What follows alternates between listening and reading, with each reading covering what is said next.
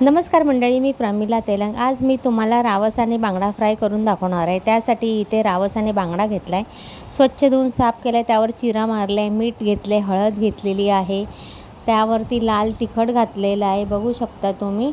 आणि आपल्याला सर्व हे मसाले वगैरे लावून चांगलं त्याला मॅरिनेट करायला 10 ते 15 मिनिट ठेवायचं आहे। तुम्ही अर्धा तास पण ठेवू शकता किंवा झटपट पण तुम्ही करू शकता। हा आहे फिश फ्राय मसाला।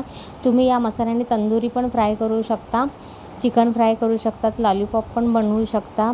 आता बघा इथे सर्व मसाला लावून घेतलं की इथे मॅरिनेट करायला ठेवले होते, मॅरिनेट करून झालेलं आहे। इथे पॅन घेतला आहे, पॅन पण छान आपला तापला आहे, त्यावरती आपण तेल घेतो आहे। आपल्याला शॅलो फ्राय करायचं आहे, डीप करायचं नाही आहे।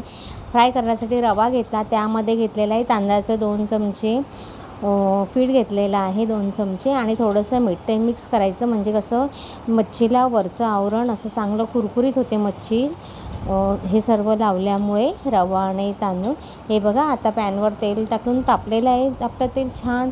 आता एक एक करून आपण रावस मासे सोडून घेऊया।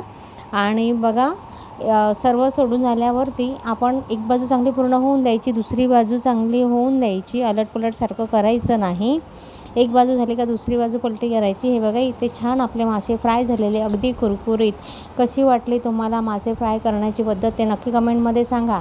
आता इथे आपण रावस मासा तळून झालेला आहे, तर आता आपण इथे बांगडा मासा फ्राय करणार आहोत। बांगडा मासा पण आपला फ्राय झालेला आहे।